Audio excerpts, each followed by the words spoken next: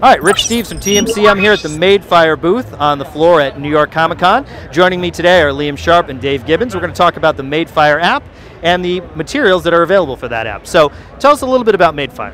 Well, Madefire is a digital storytelling company, and we've basically taken some of the classic tropes of comics, which is words and pictures, and taken them to a new digital platform. But we've also built the tool that enables this to happen, so we can put the power sort of in the hands of the creators, which makes every experience very unique. Now we're familiar with some other digital comics applications. What makes Madefire different from some other ones that we might be familiar with? Well, I think the key thing is as I say, the platform that we built and the tool that we built, which enables the creators to do their own stuff.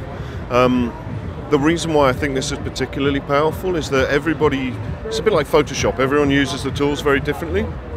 And we were really surprised when we made it available to our creators how every story that came in was completely unique. We quickly established, as Dave sort of coined the phrase, that we were in the process of creating a new grammar for essentially what's a new medium altogether. Can you tell us a little bit about Mono, your title? Well, this is Mono, which is a story that I'm writing with Ben Wolstenholme. Ben Wolstenholme is the artist.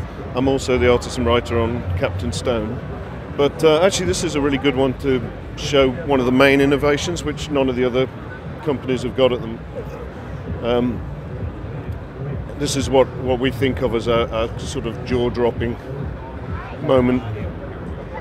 And as you see, sort of it reveals itself in a standard way with a tap to move forward. So the lettering comes out. And this was something else that we were excited by. We realized that staggering the lettering meant that it gave a different sense to the way the stories unfolded. You could put different emphases on the words. And we could have little things, there are very subtle lighting effects going on there, and we've also got focus pulls. And you can be quite interesting in the way you design the lettering and the layouts.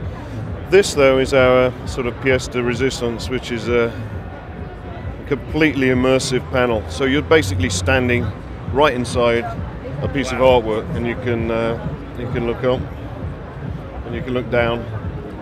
And if you want, this is a bit like Where's Waldo, you can find our guy up there writing his journal. So he's hiding out in Con trying to avoid the German soldiers. So that's one of the main books, and Dave's series of books is Treatment, which is here, which is in it. So this is a really progressive piece of work by Kinman Chan, based on Dave's story world. Dave's overseeing all the Treatment stories, so I should let Dave talk about this one, really. Now, comic fans know your name. We know that you've been working on comics for maybe a little while. Certainly as young as you look, can't be that long. Tell us what drew you to Madefire and what that you like about the tool. Well, it's been apparent to me for a long time that there was an opportunity to tell stories on these new handheld devices, and for a long time I've used technology to actually produce comics. I've been using an Apple computer since about 1992, and I was really interested in trying to extend the range of what you could do in a comic book. I've been involved with the Watchmen motion comic, which was kind of a cut and paste, pan and scan thing, and that solved a few problems and did part of what I thought it could do, but it wasn't completely satisfactory. I've known Liam for some time and watched him trying to get new formats and new titles going. And when he came to me with this idea that he developed with his friend Ben Wolstenholme, I immediately thought, this is it. This is what I've been looking for. And we found that we all got on really well together, had similar ideas. They were as much dedicated in their way as I was to interesting ways to tell stories. And I think that's what I would emphasise, is that it is still a storytelling medium. It isn't an animation. It's me, for instance, telling you a story that you as the reader participate in.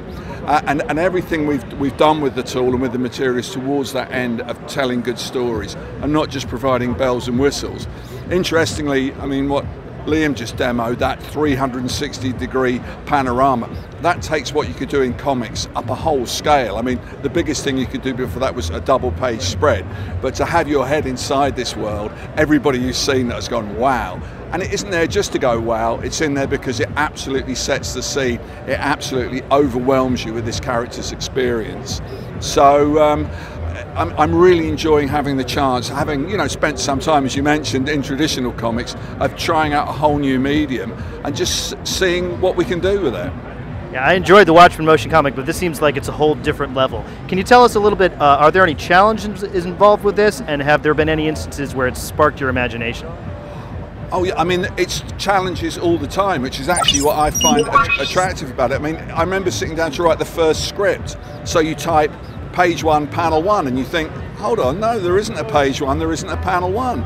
You think, okay, we're looking at this picture, how do we get to the next one? Do we cut? Do we fade? Do we dissolve? When do the balloons come in? Do we zoom in on it? Are we going to have a depth of field? So it's very challenging because you've got so many more options that you have to think about. But as Liam mentioned earlier, the fact that Madefire has got a tool which is relatively simple to use means that artists can dive straight into it. And what's going to be really, really interesting is just to see what people come up with. It's like give an intelligent man a tool and see what he does with it. And so, yeah, it's a challenge, but it's a whole wonderful world of opportunity as well. Seems like the next generation of sequential art. I think Scott McCloud would be proud. I would like to think so, yeah. Yeah, I would like to think so, definitely. I mean, and the other thing I should say, you were asking about innovations, and the thing that really surprised us was the aspect of sound. Because we had thought, with motion books, a lot of it's dictated, so you'll have actors sort of reading the parts. And that's a passive experience, because you have no control over the way the story unfolds, as a reader. And to engage a reader, the reader has to have control. So we were a bit dubious about sound as an element to start with, until we tried it. And when we realized that could still work with a tap control, it actually became apparent that we had to do it with all of them. If you don't like the sound, you can always turn it off, but it's to have it there as an option is way more powerful than we expected. And especially if you put on like your headphones and with the iPhone, because we've got it on the iPhone now, and I think more people use the iPhone with headphones than they would sort of an iPad. But when you get involved into this little world, it's so immersive, the sound element, it just completely puts you in this space.